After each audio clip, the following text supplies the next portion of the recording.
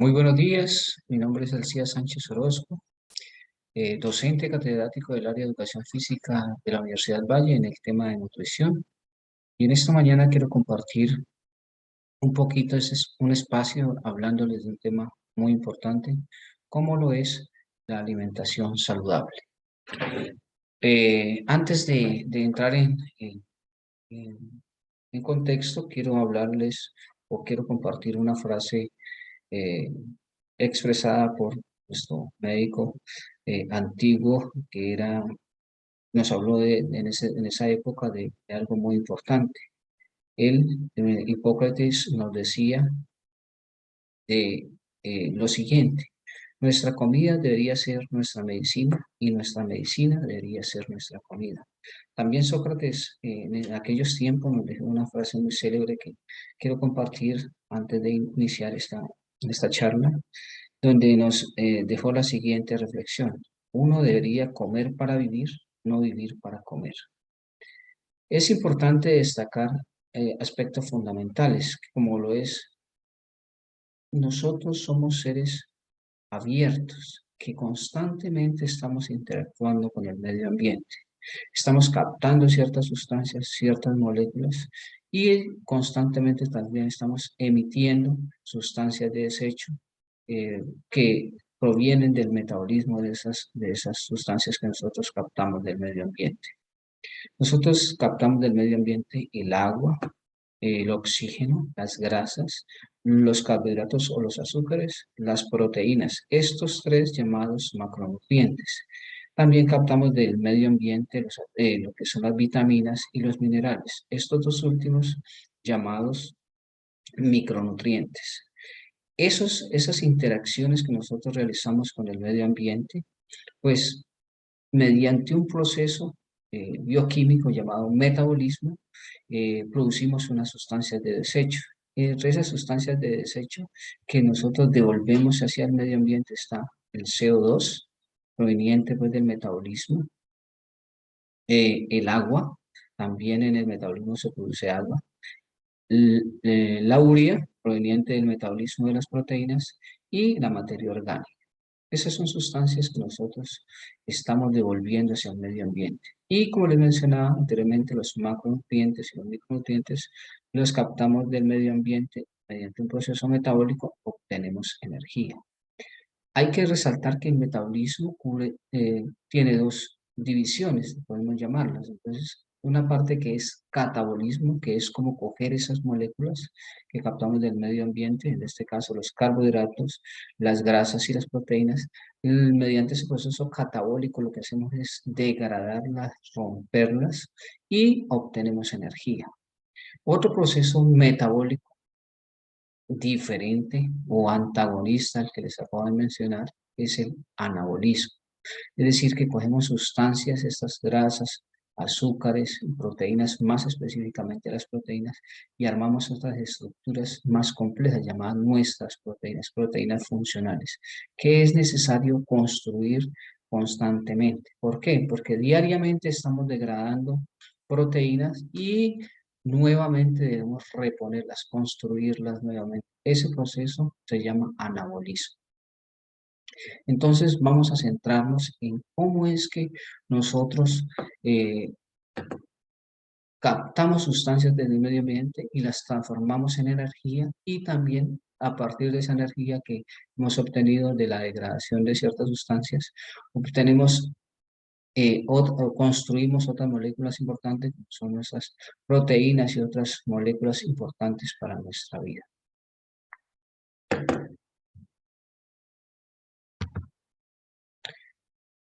Nosotros siempre nos planteamos, y cuando nosotros decidimos qué vamos a llevar a nuestra mesa, nos podemos hacer la siguiente pregunta: ¿qué elegir para comer? Al lado izquierdo les estoy mostrando una tablita, y allí encontramos galletas, botanas, donas, hamburguesas, dulces, papas fritas, pizza, refrescos, bueno, las gaseosas, los jugos eh, transformados y empacados en envases, y en este caso el pollo frito. Digamos que esa lista de alimentos que estoy presentando en esa tablita son los llamados alimentos no saludables. ¿Por qué no son saludables? Vamos a aprender un poquito más adelante. Al lado derecho encontramos un plato de lo que quería ser un plato saludable. Entonces, allí encontramos que la mitad de ese plato está compuesto por las llamadas verduras. Estas verduras pues, son ricas en ciertas sustancias, en este caso de carbohidratos. En este caso hablamos de carbohidratos complejos, vamos a hablar un poquito de ellos más adelante. También son ricos en vitaminas y minerales. Y lo más importante es que no son de un alto índice glicémico. Vamos a hablar qué es índice glicémico más adelante. Ese plato también contiene lo que es unos alimentos ricos en proteínas. Entonces, un cuarto de alimento rico en proteínas. Entonces, allí encontramos, por ejemplo, un filete de pollo asado. Entonces, ese alimento pues será rico en proteínas. Y un cuarto de cereales, legumbres y féculas. Entonces, estos serán ricos en carbohidratos y también nos aportan una gran cantidad de energía. Cuando nosotros queremos saber qué es una alimentación saludable, nos podemos enfocar en lo siguiente. Entonces, no todos los seres humanos podemos comer lo mismo.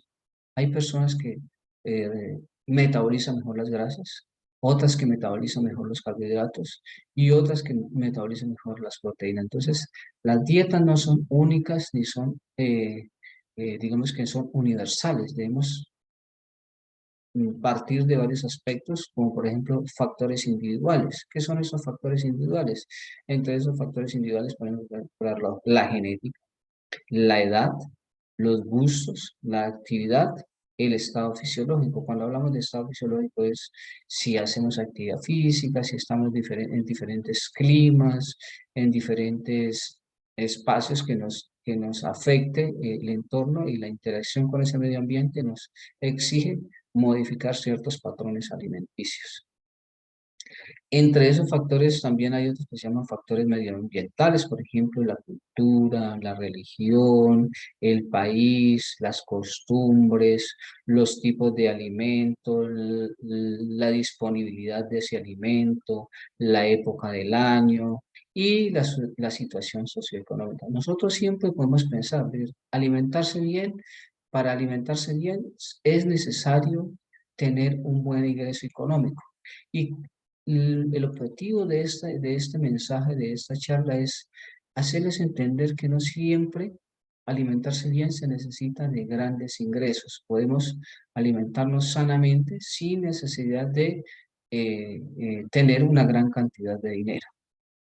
A la derecha, pues les estoy mostrando como lo que es la pirámide alimenticia y es dentro de esa pirámide estaríamos hablando de que qué alimentos consumir diariamente que nos brinden unas opciones o unas condiciones óptimas de salud. Entonces, nuevamente resalto que las verduras y las hortalizas se deben consumir al menos 3 raciones al día.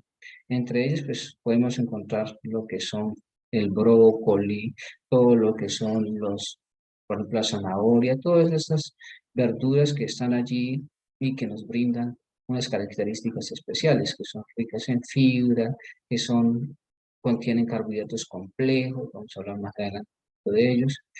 En la segunda escala o en el segundo nivel encontramos lo que son las frutas. En el tercer nivel encontramos lo que son los cereales integrales o los cereales, ¿no? Pues, podemos consumir.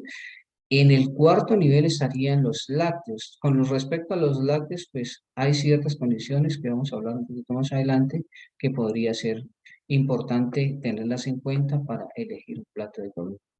Ya encontramos lo que son las grasas en el quinto, ya por allá encontramos lo que son las especies o hierbas aromáticas, los granos o las legumbres y por último lo que son las proteínas.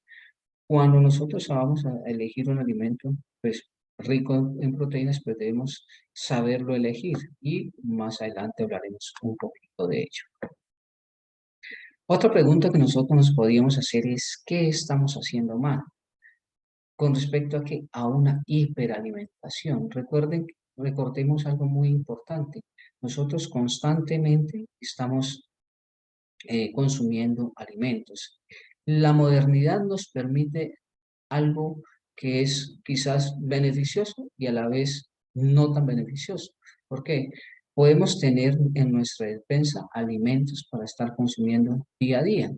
Y lo que no sería tan bueno es que las personas que no tienen unos buenos hábitos, pues obviamente estarán consumiendo diariamente o constantemente alimentos. Solamente es ir a la despensa, abrir nuestro refrigerador, por ejemplo, consumir, buscar, por ejemplo, un alimento, un postre, algunas frutas y otros alimentos ya preparados que podemos consumir. En este caso quiero hablarles de la evolución que ha tenido la obesidad. La obesidad pues está relacionada mucho, se relaciona mucho con lo que es la hiperalimentación. Entonces, vamos a ver un poquito, por ejemplo, en un país con unos grandes índices de obesidad, como Estados Unidos. Digamos que para la época del 70, más o menos, entre los 70 y los 80, la obesidad en Estados Unidos estaba más o menos en un 15%. Y vemos que se proyecta ya para el 2030 que esté cerca del 50%, es decir, que la mitad de la población tendría obesidad. Asimismo, para México, para Canadá, España, con un poquito menos, pero todo eso, la tendencia es que la obesidad en el mundo tiende a subir. Entonces, hablemos un poquito de la clasificación de los nutrientes. Entonces, nuestros nutrientes deberían ser distribuidos o clasificados de la siguiente manera. En un plato de comida, con respecto a los carbohidratos, debería contener más o menos entre un 50 y un 60%. Es decir, que si yo voy a consumir 1000 kilocalorías diarias, el 55, es decir, 550 gramos de kilocalorías deberían provenir de los carbohidratos. En el caso de las proteínas, pues entre un 15 y un 20%, y con respecto a las grasas, pues entre un 25 y un 30%. Esto no es único, nosotros podemos hacer variaciones, pero dependiendo de qué, de algunos objetivos. Si nosotros estamos en equilibrio, pues para mantener ese equilibrio podemos hacer esta distribución, es decir, 55% para los carbohidratos, 15% para las proteínas y un 30% para las grasas. Pero nosotros no podemos decir que cualquier tipo de carbohidratos, vamos a aprender un poquito cuáles serían los carbohidratos que nosotros deberíamos consumir, cuáles son las grasas que deberíamos consumir y cuáles serían esas proteínas que nosotros deberíamos consumir. Por otra parte, lo que les mencionaba anteriormente, tenemos que consumir también agua, fibra, muy importante para las verduras y las hortalizas, que son alimentos que las contienen, una dosis óptima de fibra nos permite un tránsito intestinal adecuado y una digestión adecuada. Las vitaminas, que son como los ayudantes, recordemos que los micronutrientes no aportan energía, pero son como que esas sustancias o esas moléculas que nos ayudan a desprender esa energía contenida en las proteínas, los carbohidratos y las grasas, o si los podemos sintetizar un poquito, en los macronutrientes. Los minerales, pues también ayudan a unos procesos fisiológicos, como sirven algunos como mediadores o neurotransmisores, como hay minerales que también son estructurales, como el calcio, como el fósforo. Hay otros minerales que nos ayudan a, por ejemplo, a sintetizar o a producir una molécula llamada hemoglobina, más específicamente el hierro. El flúor y el yodo también son minerales importantes, y todo lo que son los minerales, pues hay una dosis diaria recomendada que nosotros podríamos consumir. Importante resaltar que los minerales y los macronutrientes y los micronutrientes interactúan constantemente, y esa interacción nos permite mantener un equilibrio. Ahora sí vamos a centrarnos un poquito en los que son los carbohidratos. Y les decía que nosotros elegimos, por ejemplo, un 55% de nuestra dieta en carbohidratos, pero que esos carbohidratos no debemos de elegir cualquier tipo de carbohidrato. Entonces, en la tablita del lado izquierdo les estoy mostrando lo que son los carbohidratos complejos. En esos carbohidratos nosotros debemos hacer especial énfasis, es decir, que nuestros carbohidratos diariamente deben ser al menos un 45, un 40% de tipo complejos. ¿Cuál es la diferencia entre un carbohidrato complejo y un carbohidrato simple? La diferencia está específicamente en dos aspectos. Lo uno que estos complejos, su absorción, su digestión y su absorción es más lenta. ¿Qué significa eso? Que son moléculas grandes, macromoléculas grandes, que nuestro sistema digestivo, mediante un proceso enzimático, debe empezar a degradar. Entonces, como necesita degradarlos, los va rompiendo de a poquito, y así mismo se van absorbiendo. O sea que pasan más lentamente hacia el torrente sanguíneo y lo que hacen es no elevar tanto la concentración de glucosa en sangre y mantiene unas concentraciones de glucosa óptimas sin necesidad de que nos haga producir esos grandes picos de insulina.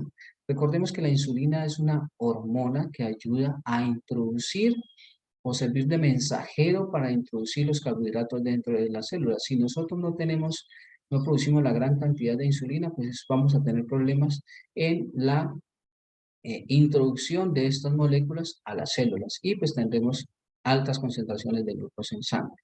Los carbohidratos simples, pues allí encontramos algunas frutas, los jugos, los refrescos, todas las bebidas azucaradas, las harinas, las mermeladas, todo lo que son los dulces, todos los que son los productos de panadería, pasteles, postres, galletas, chocolates, todos estos son simples. Y la diferencia también entre los simples y los complejos es que estos simples tienen menor cantidad de fibra. ¿Qué es la fibra? Pues son estructuras que nuestro sistema digestivo no es capaz de romper. Entonces, al no ser capaz de romperlos, pasan intactos o sin muchas modificaciones en su estructura por nuestro sistema digestivo y no serían eh, eh, energéticos. ¿Por qué? Porque al no poderlo degradar, no se pueden absorber y ayudan al tránsito intestinal y además ayudan a la proliferación de lo que son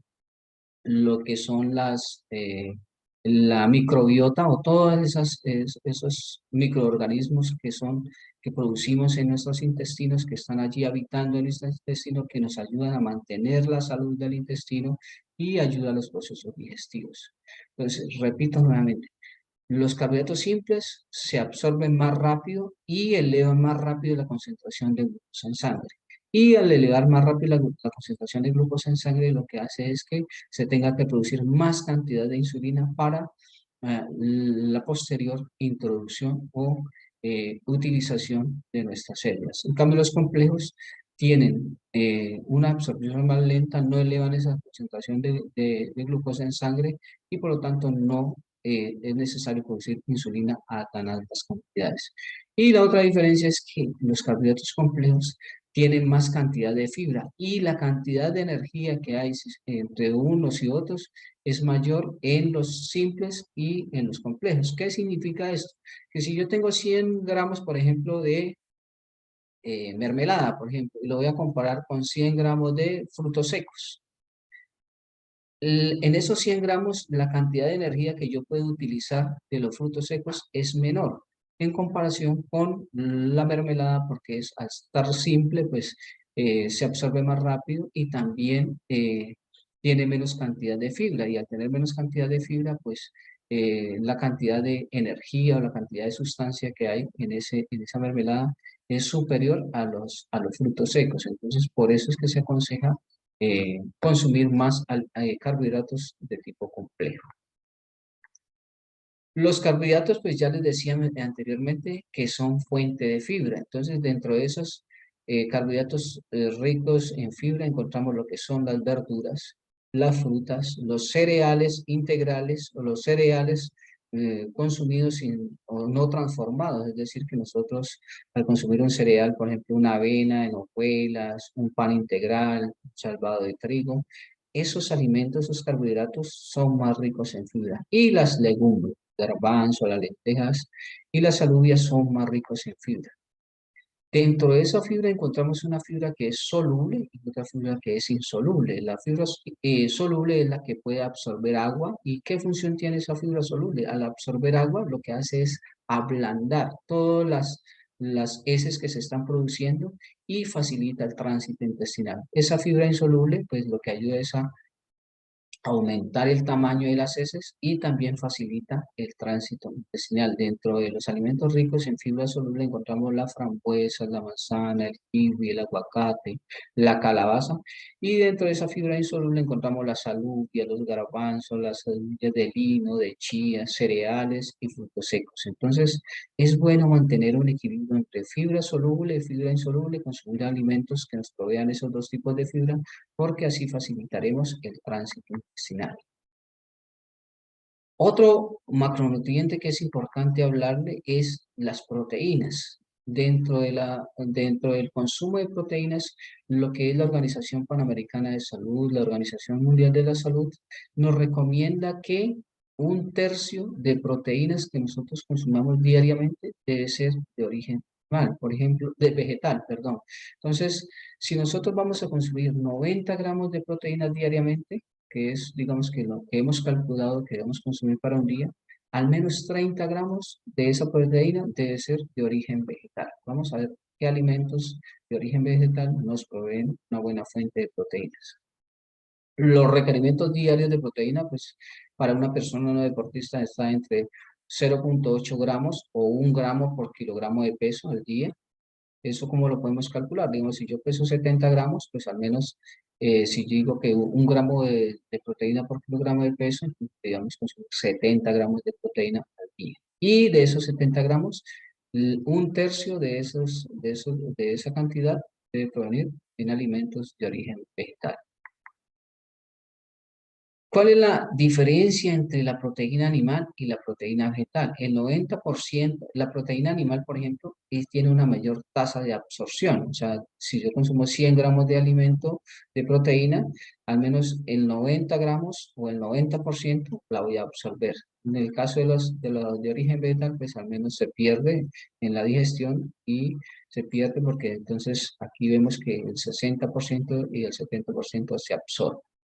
La digestibilidad, entonces el 95 al 100% del origen vegetal de origen animal, perdón, se digiere, y la digestibilidad en los vegetales puede es menor, más o menos un 85%.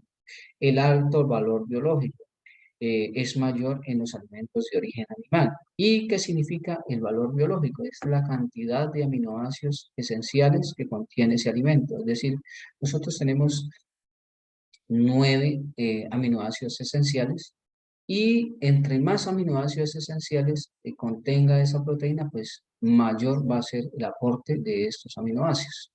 ¿Qué es un aminoácido esencial? Son aminoácidos que nosotros no los podemos producir, no los podemos sintetizar, entonces es necesario consumirlos en la dieta. Entonces, los alimentos de origen animal son más ricos en aminoácidos esenciales en comparación con la proteína, la proteína de origen.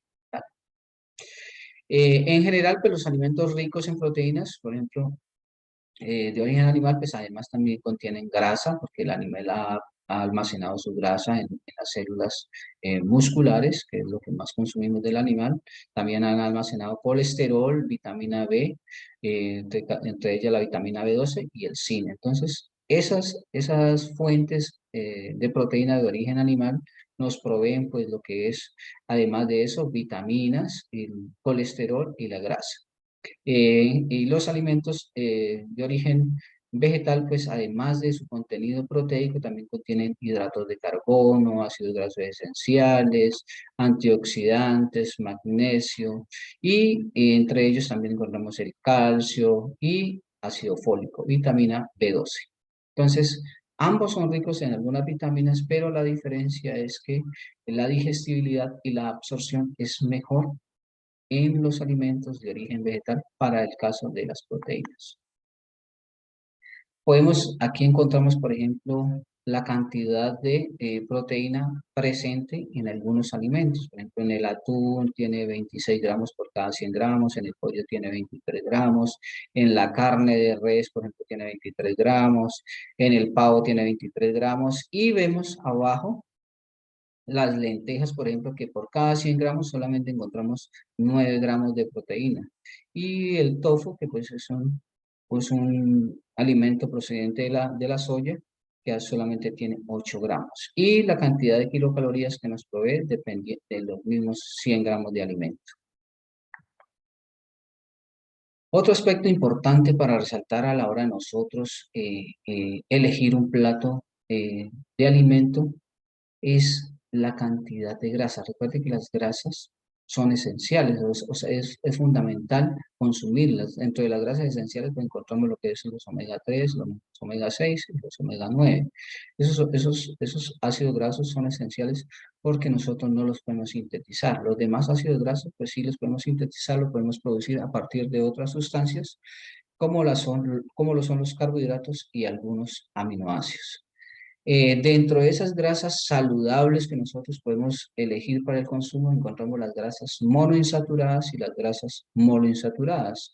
Dentro de los alimentos que nos proveen grasas monoinsaturadas, pues encontramos el aceite de oliva, el aceite de girasol, los frutos secos muy recomendados, el aceite de lino, el aguacate o las aceitunas. Son alimentos ricos en grasas monoinsaturadas. Una grasa puede ser saturada o monoinsaturada o poliinsaturada. Las grasas saturadas, la diferencia que hay con respecto a las grasas poliinsaturadas y monoinsaturadas que son menos inestables, son más inestables, perdón. ¿Qué significa eso? Que en el transporte, recuerden que nosotros todos los alimentos los absorbemos y los transportamos por el sistema circulatorio. En el transporte de esas grasas, al ser más inestables, se adhieren más fácilmente a las paredes de los vasos y generaría, están más relacionadas con lo que es la formación de la placa aterosclerótica. En cambio, las grasas insaturadas pues son más estables, no se adhieren tan fácilmente a las paredes de los vasos y pues con eso estaríamos previniendo el riesgo cardiovascular. Dentro de los alimentos pues también tenemos alimentos ricos en grasa, entonces podemos elegir el aguacate, el salmón, las semillas de chía, la linaza, los pescados grasos, el salmón, el atún, la trucha, los frutos secos, las aceitunas, el aceite de oliva y las pepitas de calabaza. Entonces, de esos alimentos que les estoy mostrando aquí, son los más recomendados para el consumo diario y que nos proveen la cantidad de grasa óptima, en este caso grasas monoinsaturadas y poliinsaturadas, que son beneficiosas para nuestra salud. Ahora, habiendo hablado un poquito de lo que son los carbohidratos simples, los carbohidratos complejos, las proteínas de origen animal, de origen vegetal, las grasas saturadas, monoinsaturadas, poliinsaturadas, es necesario hacer énfasis en lo siguiente. Si nosotros consumimos la cantidad de energía suficiente, podemos mantener un balance energético. Aquí en la primera imagen que está en la parte superior vemos que es el ingreso de energía. Energía es todo lo que nosotros consumimos en nuestra alimentación. El egreso de energía es todo lo que nosotros gastamos. Nosotros estamos gastando energía constantemente, así no hagamos actividad física, respirar, la contracción del corazón, el tono muscular, el funcionamiento del hígado, del intestino, la producción de calor para mantener esa temperatura estable a 37 grados centígrados. Esas funciones gastan energía. Y si nosotros la cantidad de energía que consumimos es óptima para mantener esas funciones estables, mantenemos un balance energético. Cuando nosotros consumimos más energía de la que gastamos, pues estamos en un proceso llamado hiperalimentación o sobrealimentación. ¿Qué significa eso? Que estamos consumiendo más energía de la que deberíamos, de la que estamos gastando. Y eso nos llevará a la obesidad, pues todas las complicaciones que tiene la obesidad. Yo creo que es uno de los estados fisiológicos que nosotros debemos evitar, la obesidad. Y por otra parte, si la cantidad de energía que nosotros consumimos no es suficiente para mantener un equilibrio, pues llegaríamos a un estado de desnutrición y nos llevaría a la delgadez. Y se afectarán muchas funciones y podemos llegar a enfermarnos también. Entonces, lo ideal de una alimentación saludable es que saber elegir los nutrientes y consumir las cantidades necesarias diarias. Con respecto a los micronutrientes, pues también hay que consumirlos diariamente. Hay que resaltar lo siguiente, hay unas vitaminas que se llaman vitaminas hidrosolubles y hay otras vitaminas que se llaman las liposolubles. Dentro de las vitaminas hidrosolubles están todo el complejo B y están la vitamina C. Las vitaminas liposolubles pues son la A, la D, la E, la K. La diferencia entre unas y otras es que los almacenes de las vitaminas liposolubles se pueden almacenar más fácilmente y duran más tiempo. Es decir, que si yo consumo un alimento, por ejemplo, hoy día martes, y eh, es rico en estas vitaminas, y mañana no lo pude consumir, y el pasado, el miércoles, por ejemplo, el jueves no lo pude consumir, pues esa cantidad de vitaminas que yo consumí el día martes se almacena y me puede proveer la cantidad de estas vitaminas para toda la semana. En cambio, con respecto a las vitaminas hidrosolubles, las que se utilizan diariamente, pues no se almacenan. Entonces, al no almacenarse, pues la cantidad que me sobra o que yo consume más, la excretamos nuevamente. Por lo tanto, debemos estar consumiendo todas las vitaminas hidrosolubles del complejo B diariamente para mantener un balance. Los minerales, pues también debemos consumirlos, alimentos ricos en minerales. Nosotros, hay una controversia con respecto al calcio, por ejemplo. El calcio, pues, nos recomienda consumir alimentos, los lácteos, que son ricos en este mineral, pero hay muchas personas que tienen intolerancia a la lactosa, por ejemplo, intolerancia a algunas proteínas que están presentes en los lácteos, como son las caseínas, y eso genera alergia. Entonces, cuando una persona tiene poca digestión de la lactosa, por ejemplo, o es alérgico a esas proteínas que son de la leche, pues debe evitarlas. Y no hay que preocuparse porque hay alimentos ricos en calcio, como por ejemplo lo que son las espinacas, las alubias, el brócoli, que nos proveen el calcio suficiente para mantener un equilibrio de este mineral. Recordemos que la vitamina D está muy asociada porque es la que facilita la absorción del calcio. Entonces, el calcio, nosotros podemos consumir diariamente una dosis eh, óptima de calcio, pero si tenemos deficiencia de vitamina D, por ejemplo, vamos a tener problemas en la absorción. Entonces, siempre es necesario que el calcio, que los alimentos ricos en calcio, se complementen con alimentos ricos en vitamina D. ¿Cómo uno saber qué tanta energía consumir diariamente? Entonces, allí hablo de algo muy importante de lo que les hablaba anteriormente, que es el metabolismo basal. Ese metabolismo basal, ¿qué es? Toda la cantidad de energía que se necesita para respirar, para mantener la circulación, para mantener el tono muscular, para mantener la filtración de los riñones, para mantener la temperatura corporal, para mantener las funciones del sistema nervioso. Todas esas funciones gastan energía y esa energía es lo que nosotros le llamamos metabolismo basal. Hay diferentes fórmulas para calcular el metabolismo basal. Lo importante es elegir una fórmula que nos diferencie, por ejemplo, el porcentaje de grasa, que nos diferencie la edad, la estatura. Pues podemos averiguar diferentes fórmulas que nos permitan hacer el cálculo. O sea que si nosotros introducimos unos datos en esas fórmulas, vamos a encontrar qué tanta cantidad de energía yo debería consumir diariamente. ¿Cómo uno puede saber si las condiciones, si su estado nutricional es óptimo? Entonces, hay algunos exámenes bioquímicos, por ejemplo, tenemos una deficiencia de hierro, pues podemos medir la hemoglobina, para medir la desnutrición podemos medir lo que es la albúmina sérica y algunas globulinas, la deficiencia de vitamina C, pues podemos medir la concentración de vitamina C leucocitaria mediante un examen de sangre. Si podemos hablar de la deficiencia de vitamina A, podemos hacer un perfil de lípidos y medir los triglicéridos, medir el colesterol total, medir, por ejemplo, las lipoproteínas de baja densidad LDL, las lipoproteínas de alta densidad o colesterol bueno HDL. Podemos medir también la deficiencia de calcio, o sea, un examen de electrolitos, y también podemos medir las concentraciones de glucosa en sangre para medir lo que es si estamos propensos a lo que es la diabetes. Entonces, con respecto a esos exámenes bioquímicos, podemos hacer un análisis de nuestro estado nutricional. Por otra parte, podemos calcular el IMC.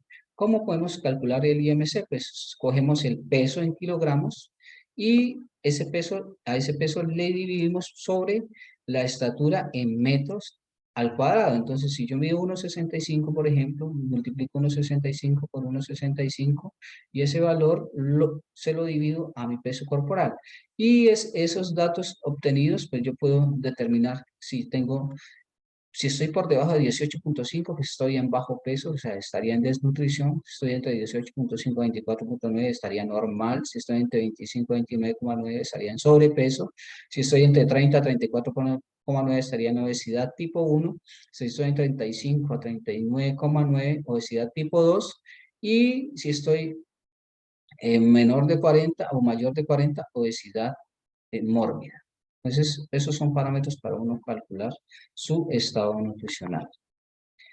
Eh, ya en conclusión, yo quiero el mensaje que les quiero dejar en este espacio es: ¿qué sería una alimentación saludable? ¿Qué aspectos debo considerar? Entonces, como le repetí anteriormente, elegir las grasas de tipo natural, no evitar los alimentos o las grasas transformadas, los aceites de cocina, las frituras, los alimentos de origen animal que son ricos en grasas saturadas, porque los animales almacenan la mayor cantidad de las grasas, las almacenan como grasas saturadas. Entonces, debemos evitar el consumo de estos alimentos que nos proveen grasas saturadas. Con respecto a los carbohidratos, pues elegir los alimentos que son ricos en carbohidratos simples. Tampoco no hay que exceder. ¿Por qué? Porque así sean simples o complejos, todo el exceso de carbohidratos que nosotros consumamos, pues mediante un proceso llamado lipogénesis, hacemos es transformar esas grasas, esos carbohidratos en grasas y almacenarlos y podríamos llegar a la obesidad. Con respecto a las proteínas, pues les decía que las proteínas, ojalá el 30% de esas proteínas sean de origen vegetal. Y esas proteínas que sean de origen vegetal, pues podemos ver las legumbres, los frutos secos, todos esos alimentos de origen vegetal que nos proveen proteína, pero consumirlos lo más natural posible, o sea, que evitar los alimentos transformados. Con respecto a los micronutrientes, pues consumir una dosis diaria de todos los minerales y de todas las vitaminas. Y otro aspecto muy importante, una buena hidratación, es decir, estar consumiendo agua constantemente. Y lo que yo puedo recomendar como complemento es hacer actividad física al menos 30 minutos al día. Entonces, la actividad física con respecto a la nutrición se relaciona con un buen hábito porque acelera el metabolismo, facilita todos esos procesos metabólicos y lo que hace es mantener unas condiciones óptimas en esas células. Entonces, gasto energía, consumo energía, gasto energía, y si esa cantidad de consumo es igual a la que yo gasto y es la necesaria, mantengo un equilibrio. Entonces, espero haber contribuido un poquito, haberles dejado un mensaje de no solamente es alimentarnos por alimentarnos, sino que saber elegir los alimentos, saberlos diferenciar, nos va a permitir mantener un balance. Eh, Espero dejar este mensaje, espero que las personas que lo puedan visualizar puedan entender la importancia que tienen unos buenos hábitos de alimentación para mantener un equilibrio, para mantener un estado de salud óptimo y evitar lo mejor posible, evitar lo que es la hiperalimentación y consumir los alimentos lo más natural posible. Muchas gracias y espero que haber dejado un mensaje importante para todas las personas que puedan visualizar este video. Muchas gracias. Hasta la próxima.